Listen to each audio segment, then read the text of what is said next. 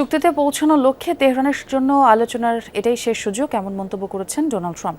নয়তো দেশটির শীর্ষ নেতৃত্বকে নির্মূল করে দেওয়ার হুমকি দিয়েছেন তিনি। এর আগে ট্রাম্পের দাবিকে আবারও মিথ্যে বলে উড়িয়ে দিয়েছে ইরান। দেশটির পররাষ্ট্র মন্ত্রণালয়ের মুখপাত্র ইসমাইল বাঘি জানিয়েছেন, কোনো আলোচনাই চলছে না যুক্তরাষ্ট্রের সাথে। বিদেশি আলোচকদের তেহরান সফরের বিষয়টিও নাকচ করে দিয়েছেন তিনি। AKS অর্জন করল গিনেস ওয়ার্ল্ড রেকর্ডস।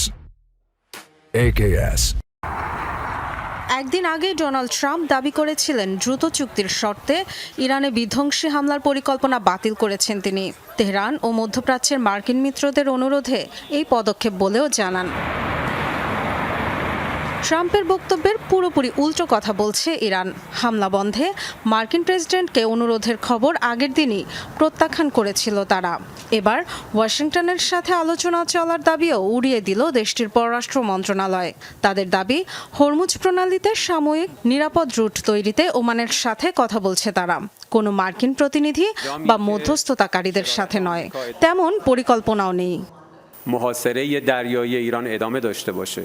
যতদিন পর্যন্ত যুক্তরাষ্ট্র তার বিদ্বেষপূর্ণ কর্মকাণ্ড, নৌ অবরোধ, ইরান ও ইরানের স্বার্থের বিরুদ্ধে সামরিক আগ্রাসন এবং অপরাধমূলক কার্যক্রম অব্যাহত রাখবে, ততদিন পরিস্থিতি পাল্টাবে না।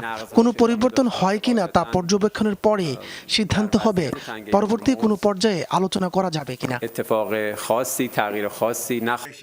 ডোনাল্ড ট্রাম্প অবশ্য এখনো দাবি করে চলেছেন আলোচনা চলছে। ইরানকে সতর্ক করে দিয়ে বলেছেন 5 মাস ধরে চলা সংঘাত অবসানে এটাই শেষ সুযোগ। চুক্তিতে রাজি না হলে ধ্বংসাত্মক আঘাতের মুখে পড়তে হবে তাদের। শীর্ষ নেতৃত্বকে নির্মূলের হুমকিও দিয়েছেন। আমার মনে হয় আমরা হয়তো কোনো একটা সমাধানে পৌঁছাতে পারবো। চূড়ান্ত সেই ধ্বংসাত্মক পদক্ষেপের আগে আমি তাদের শেষবারের মতো একটি সুযোগ দিতে চাই, একটি ভালো নথিতে স্বাক্ষর করার জন্য। এটি তাদের শেষ সুযোগ। ওভাল অফিসের সাংবাদিকদের ট্রাম্প বলেন, ইরান সহ ওই অঞ্চলের বিভিন্ন দেশের অনুরোধে তিনি সংযম দেখিয়েছেন। হাজার হাজার মানুষের প্রাণহানি হতে পারে পেন্টাগনের এমন অভিযানের পরিকল্পনায় অনুমোদন দেননি। এবার সঠিক পদক্ষেপ নেওয়া এবং শর্ত মেনে নেওয়া ইরানের সরকারের উপর নির্ভর করছে। wanted to give this a last chance. This is the last chance. Dorothy Tasrin, Jamuna news.